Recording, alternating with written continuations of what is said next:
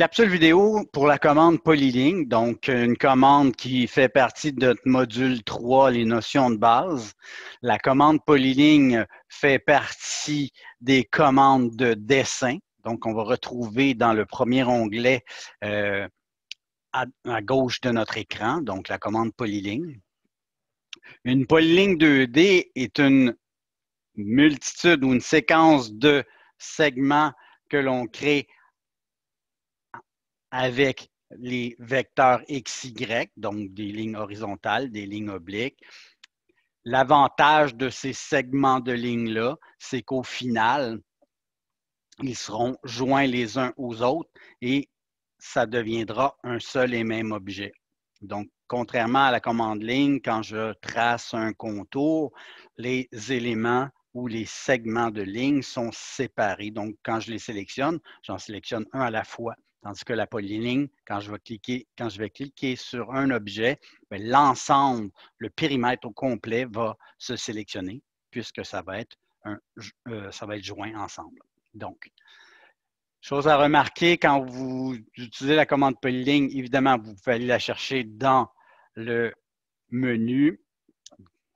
À se rappeler, quand on survole la commande, on a un descriptif. Et si on fait F1, on peut avoir de l'aide supplémentaire. La commande polyligne, son raccourci clavier, PO, si on l'écrit au clavier. Et ce qu'il va falloir mentionner ou voir, c'est quand on va cliquer notre premier point, s'assurer que notre polyligne n'est pas une largeur. Donc, ça peut arriver dans certains dessins où le dernier utilisateur va avoir appliqué une largeur de ligne et cette polyligne-là serait très épaisse. Donc, à vérifier. Dans certains dessins, c'est le cas. Dans d'autres, ça ne l'est pas. Donc, prenez l'habitude de vérifier la largeur de vos polylignes quand vous les tracez. Donc, avec l'option LA, on pourra faire ça. Donc, je vais faire la petite démo.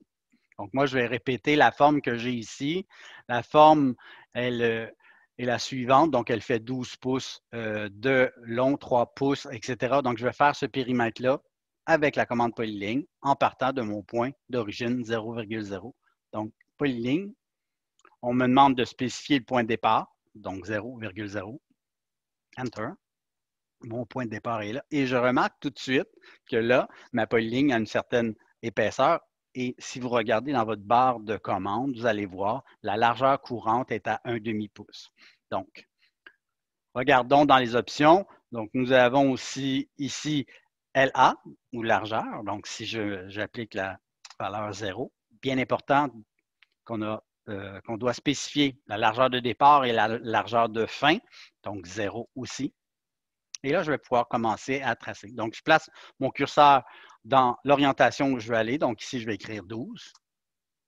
Je vais monter, donc placer mon curseur à la verticale, 3.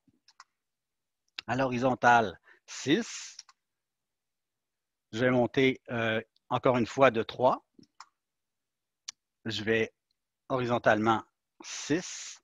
Et pour le dernier segment, tel que stipulé dans le PowerPoint, on nous dit que quand on fait le périmètre de notre objet, le dernier segment de ligne, je veux que la polyligne soit fermée. Donc, je vais utiliser l'option clore. Avant que je termine la forme, si je m'aperçois que j'ai fait une erreur, par exemple, j'ai cliqué un point ici, oups, c'est pas tout à fait ça que je voulais, mais ma ligne est tracée, vous avez l'option d'annuler le dernier segment de ligne. Donc, la lettre U va nous permettre d'annuler non pas toute la commande, mais le dernier segment que j'ai fait. Donc, je peux annuler les derniers segments, et ainsi de suite. Je peux revenir dans le temps en tapant la lettre U. Et là, reprendre mon point et lui dire C pour clore la forme. Donc, l'avantage, gros avantage d'utiliser la polyligne, comme j'ai mentionné tantôt, si je le sélectionne, je vois que j'ai mes petites poignées bleues tout alentour. Et si je viens faire un déplacement, je vais pouvoir le déplacer en sélectionnant en un clic. Donc, je vais pouvoir déplacer mon objet rapidement, changer ses propriétés, etc. Donc, il y aura multitude d'avantages d'utiliser l'option polyligne quand on trace.